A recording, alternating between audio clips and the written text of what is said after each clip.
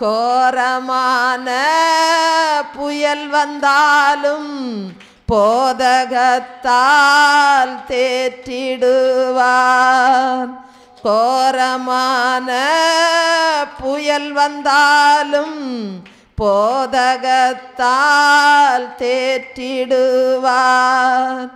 இஸ்ரவேலை தேவன் உறங்கவில்லை, தூங்கவில்லை. இஸ்ரவேலை காக்கும் தேவன் உறங்கவில்லை, தூங்கவில்லை என்று கண்ட எகிப்தியனை என்றுமே இனி காண்பதில்லை. இன்று கண்ட எகிப்தியனை என்றுமே இனி காண்பதில்லை. வாதை உந்தன் கூடாரத்தை அணுகாமல் காத்திடுவார். வாதை உந்தன் கூடாரத்தை அணுகாமல் காத்திடுவார்.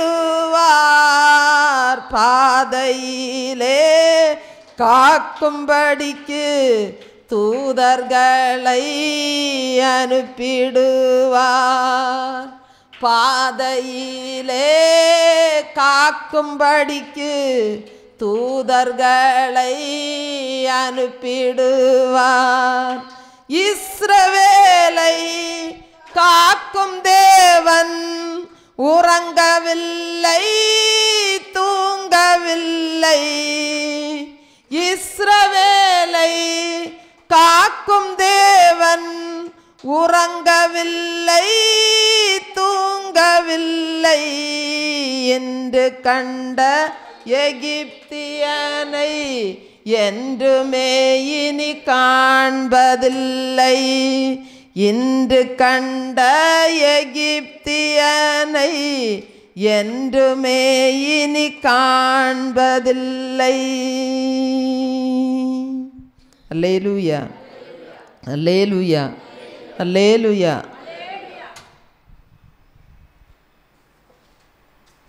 உபாகமம் 8வது அதிகாரம் 15 முதல் 18 வரையான வசனங்களை நாம் வாசிக்கலாம். உபாகமம் 8வது அதிகாரம் 15 முதல் 18 வரையான வசனங்கள். உன்னுடைய பின்னாட்களில் உனக்கு நன்மை செய்யும் பொருட்டு உன்னை சிறுமைப்படுத்தி உன்னை சோதித்து கொள்ளிவாய் சர்ப்பங்களும் தேள்களும் தண்ணீரில்லாத வறட்சியுமுள்ள பயங்கரமான பெரிய வனாந்தர வழியாய் உன்னை அழைத்து வந்தவரும் உனக்காக பாறையான கன்மலையிலிருந்து தண்ணீர் புறப்பட பண்ணினவரும் உன் பிதாக்கள் அறியாத மன்னாவினால் வனாந்தரத்திலே உன்னை போஷித்து வந்தவருமான உன் தேவனாகிய கர்த்தரை நீ மறவாமலும் என் சாமர்த்தியமும் என் கைபலனும் இந்த ஐஸ்வர்யத்தை எனக்கு சம்பாதித்தது என்று நீ உன் இருதயத்தில் சொல்லிக்கொள்ளாமலும் இருக்க எச்சரிக்கையாய் இருந்து உன் தேவனாகிய கர்த்தரை நினைப்பாயாக. அவரே உன் பிதாக்களுக்கு ஆணையிட்டு கொடுத்த தம்முடைய உடன்படிக்கையை உறுதிப்படுத்தும்படி இந்நாளில் உனக்கு உண்டாயிருக்கிறது போல ஐஸ்வர்யத்தை சம்பாதிக்கிறதற்கான பலனை உனக்கு கொடுக்கிறவர். அன்பானவர்களே, இஸ்ரவேல் ஜனங்களுடைய வாழ்க்கையில் பயங்கரமான சோதனைகள், பயங்கரமான வனாந்தரம், பசி, தாகம், வறட்சி போன்ற பல சிறுமையின் நாட்களை ஆண்டவர் அனுமதித்தார். அவை அனைத்தும் பின்னாட்களில் தேவன் அவர்களுக்கு நன்மை செய்யும்படிக்கும் உபாகமம் 8:3 சொல்லியிருக்கிறபடி அவர் உன்னை சிறுமைப்படுத்தி உன்னை பசியினால் வருத்தி மனுஷன் அப்பத்தினால் மாத்திரமல்ல கர்த்தருடைய வாயிலிருந்து புறப்படுகிற ஒவ்வொரு வார்த்தையினாலும் பிழைப்பான் என்பதை உனக்கு உணர்த்தும்படிக்கு நீயும் உன் பிதாக்களும் அறியாதிருந்த மன்னாவினால் உன்னை போஷித்தார். அன்பானவர்களே, இதை உணர்த்தும்படிக்கே இந்த பாடுகளை தேவன் இஸ்ரவேல் ஜனங்களுடைய வாழ்க்கையில் ஆண்டவர் அனுமதித்தார். பாருங்க, அந்நாளின் வாழ்க்கையில் கர்த்தரே அன்னாளுடைய கற்பத்தை அடைத்து வைத்து சிறுமியின் நாட்களை அனுமதித்திருந்தார். ஆனால் பின்னாட்களில் தேவன் அந்த அன்னாளுக்கு நன்மை செய்து அன்னாளுடைய அந்த சிறுமியை மாற்றி சாமுவேல் தீர்க்கதரிசியை ஆண்டவர் பிள்ளையாக கொடுத்து ஆசீர்வதித்தார். அன்பானவர்களே, இன்றைக்கு நம்மையும் தேவன் சிறுமைப்படுத்தி இருப்பதாக நாம் உணரலாம். ஆனால் இந்த சிறுமை நிரந்தரமானதல்ல. ஏற்ற நேரத்தில் நன்மைகளை ஆண்டவர் நமக்கு செய்து நம்மை ஆசீர்வதிக்க அவர் சர்வ வல்லமையுள்ள தேவனாக இருக்கிறார். நம்முடைய இருதயத்தை அவர் களிகூறச் செய்கிற தேவனாக இருக்கிறார். சங்கீதம் 90:15 சொல்லுகிறது, தேவரீர் எங்களை சிறுமைப்படுத்தின நாட்களுக்கும் நாங்கள் துன்பத்தை கண்ட வருஷங்களுக்கும் சரியாய் எங்களை மகிழ்ச்சியாக்கும். அன்பானவர்களே, தேவன் நிச்சயமாக நம்முடைய சிறுமையை மாற்றி நம்மை ஆசீர்வதிப்பார். நம்முடைய வெட்கத்தை அவர் சந்தோஷமாக மாற்றுவார். இரட்டத்தனையான ஆசீர்வாதத்தின் பலனை ஆண்டவர் நமக்கு கட்டளையிடுவார். அவமானத்துக்கு பதிலாக அவர் நமக்கு மகிழ்ச்சியை கட்டளையிடுவார். பாருங்க, வெட்கம் என்பது ஒரு தலை குனிந்த நிலை.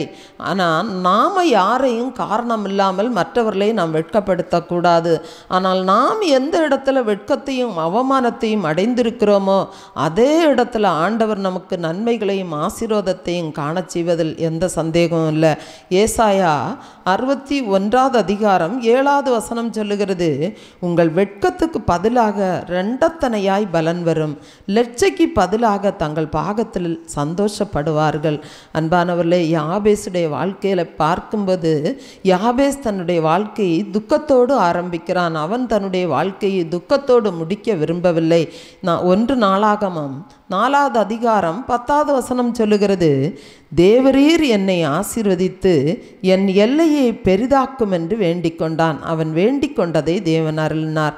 அன்பானவர்களே, அந்த யாபேஸ் தன்னுடைய எல்லையில் பெருகுவதற்கு முன்பு அவன் தன்னுடைய எல்லையில் இருந்த சாபம், துக்கம், வேதனை, நெருக்கம், பாடுகள் நீங்கும்படி அதெல்லாம் மாறி ஆசீர்வாதமாக இருக்க வேண்டும் என்று விரும்பி அவன் தேவனை நோக்கி விண்ணப்பம் பண்ணினான். அவன் வேண்டிக் கொண்டதை ஆண்டவர் அப்படியே அவனுடைய வாழ்க்கையில் நிறைவேற்றினார். அன்பானவர்களே, நாமும் கூட பலவிதமான துக்கத்தின் பாதையில் கடந்து போனாலும் நம்முடைய வாழ்க்கை அந்த துக்கத்தில் முடங்கி விடக்கூடாது. தேவன் நம்முடைய வாழ்க்கையில் அநேக நேரங்களில் கண்ணீரையும் பாடுகளையும் துக்கத்தையும் அனுமதிக்கும்போது அதை கண்டு நாம் சோர்ந்து போகக்கூடாது. இன்றைக்கு நாம் பார்க்கும்போது அநேக குடும்பங்களில் இப்போ கணவன் மனைவிக்குள்ள சண்டைகள், பிரச்சனைகள் வரும்போது உடனே விவாகரத்து என்ற முடிவுக்கு அவர்கள் வந்து விடுகிறார்கள். சில நேரங்களில் பிரச்சனைகளையும் பாடுகளையும் எதிர்த்து போராடாமல் தற்கொலை செய்து கொள்ளுகிறார்கள். இது முற்றிலும் தேவனுக்கு விரோதமான காரியம், தேவனுக்கு பிரியமில்லாத காரியம். நம்முடைய துக்கத்தின் எல்லையை தேவன் ஆசீர்வாதமாக மாற்றி சமாதானத்தோடும் மகிழ்ச்சியோடும் வாழ வேண்டும் என்பதுதான் நம்முடைய ஆண்டவராகிய இயேசுவின் விருப்பம். அது மாத்திரமல்ல, நாம் சமாதானத்தின் எல்லையிலும் மகிழ்ச்சியின் எல்லையிலும் ஆசீர்வாதத்தின் எல்லையிலும் பெருக வேண்டும் என்பதுதான் நம்முடைய ஆண்டவரின் விருப்பம். அன்பானவர்களே, நாம் இப்பொழுது இருக்கிறதை பார்க்கலாம், ஆண்டவர் நம்மை 1000 மடங்கு பெருகச் செய்வார்.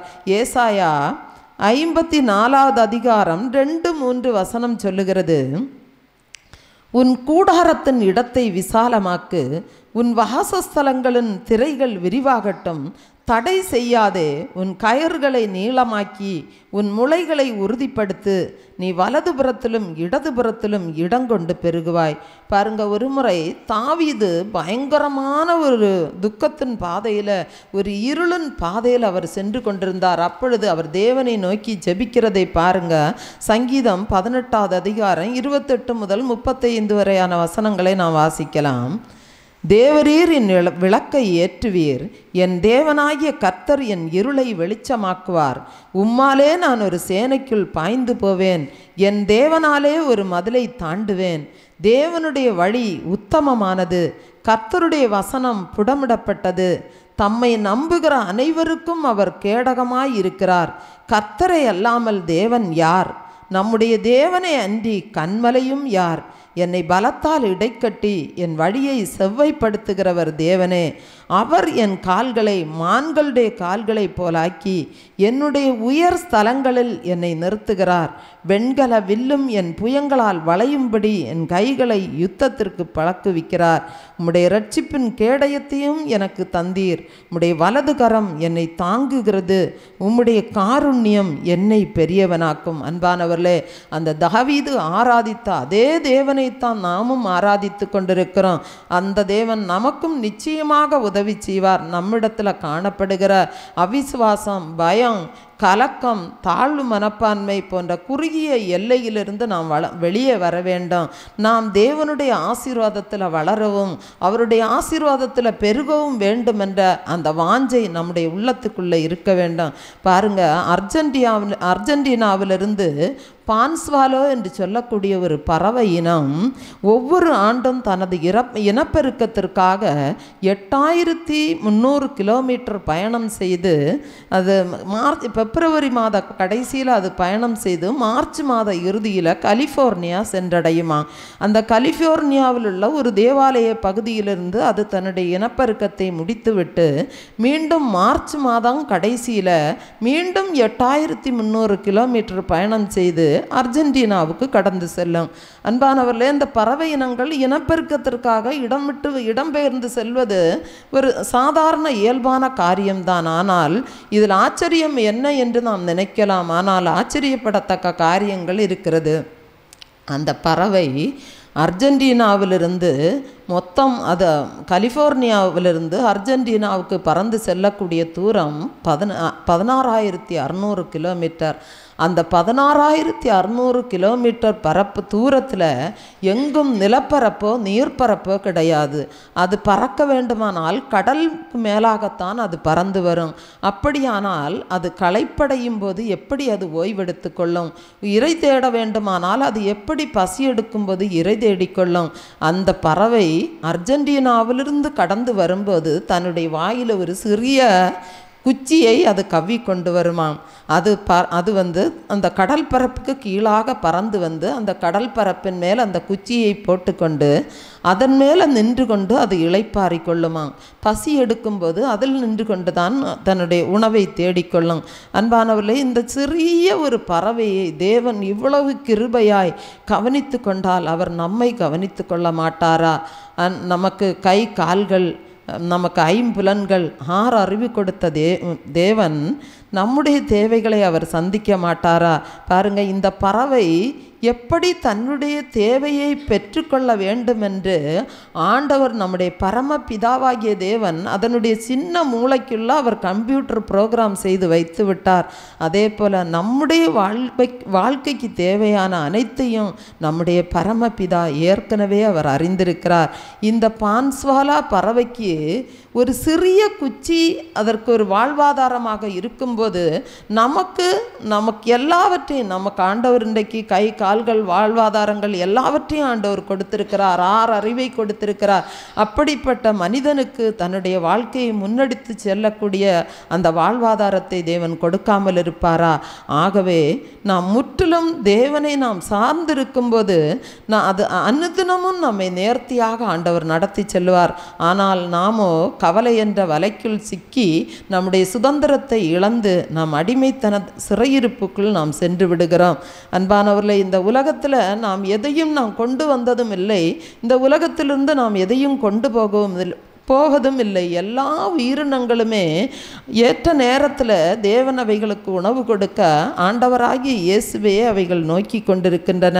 அவைகளை காட்டிலும் விசேஷித்தவர்களாகிய நமக்கு ஆண்டவர் நமக்கு தேவையான உணவு, உடை, உறைவிடம் ஆகிய தேவைகளை எல்லாம் நம்ம பரமபிதா ஏற்கனவே அறிந்திருக்கிறார். பறவையானது பாருங்க, தனக்குரிய உணவை அது காத்திருந்து பெற்றுக்கொள்ளும். அதே போல் நாமும் தேவ சமூகத்தில் காத்திருக்கும்போது தண்ணீரை திராட்சரசமாக மாற்றின தேவன் நம்முடைய வெறுமையான வாழ்க்கையை மாற்றி நம்முடைய குறைவுகளை மாற்றி நம்மை ஆசீர்வாதமாக்கி நம்மை நிறைவாய் நடத்தி செல்வார். பாருங்க, கர்த்தர் நம்முடைய வாழ்க்கையை அவர் கட்டி எழுப்புகிறவர். நம்முடைய தனிப்பட்ட வாழ்க்கையை, நம்முடைய குடும்ப வாழ்க்கையை அவர் திரும்ப திரும்ப கட்டுகிற தேவன். சங்கீதம் 127 அதிகாரம் 1 வசனம் சொல்லுகிறது, கர்த்தர் வீட்டை கட்டாராகில் அதை கட்டுகிறவர்களின் பிரயாசம் விருதா என்று வேதம் சொல்லுகிறது. ஆமோஸ் 9வது அதிகாரம் 12வது வசனம் சொல்லுகிறது, அந்நாளிலே விழுந்து போன தாவீதின் கூடாரத்தை நான் திரும்ப எடுப்பித்து அதன் திறப்புகளை அடைத்து அதில் பழுதாய் போனதை சீர்படுத்தி பூர்வ நாட்களில் இருந்தது போல அதை ஸ்தாபிப்பேன் என்று இதை செய்கிற கர்த்தர் சொல்லுகிறார். அன்பானவர்களே, சில வேளையில் நம்முடைய வாழ்க்கையை தேவன் அழகாக கட்டுவதற்கு நாம் விட்டு கொடாமல் நாமே அதை கட்டுவதற்கு பிரயாசப்படுகிறோம். அதனால் நாம் அப்படிப்பட்ட நாமே சுயமுயற்சி எடுத்து பிரயாசப்படுகிறதுனால் நம்முடைய பிரயாசங்கள் எல்லாம் வீணாய் போகிறது. பாருங்க, ஜனங்கள் தாங்களாகவே பாபேல் கோபுரத்தை கட்ட விரும்பி கடைசியில் பிரிவினையிலும் குழப்பத்திலும் முடிந்து தேசமெங்கும் அவர்கள் சிதறி போனார்கள் என்று சொல்லி நாம் ஆதியாகமத்தில் வாசிக்கிறோம். அதே போலத்தான் இன்றைக்கு குடும்பங்களில் பயங்கரமான பிரிவினைகளும் பிரச்சனைகளும் வந்து விடுகிறது. தாவீதுக்கு நிலையான வீட்டை கட்டுவேன் என்பது ஆண்டவருடைய வாக்குத்தத்தம். ஆனால் தாவீதுடைய குமாரனாகிய சாலமன் அந்நிய ஸ்திரீகளை விவாகம் செய்து தேவனுக்கு பிரியமில்லாத காரியங்களை செய்து தேவனுடைய திட்டத்தை விட்டு அவன் விலகியதால் அந்த இஸ்ரவேல் தேசம் பாருங்க, யூதா இஸ்ரவேல் என்று 2ஆக பிரிந்தது. யூதாவிலும் இஸ்ரவேல்